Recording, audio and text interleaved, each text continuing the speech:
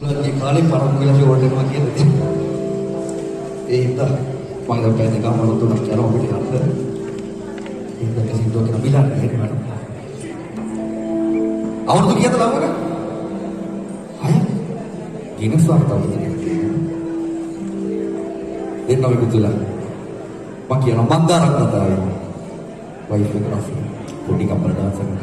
එහෙම කරන්න එපා දෙන්න ආදරෙන් ඉන්න බෑ. ආදරෙන් ඉන්න පුරුදුම නැද්ද?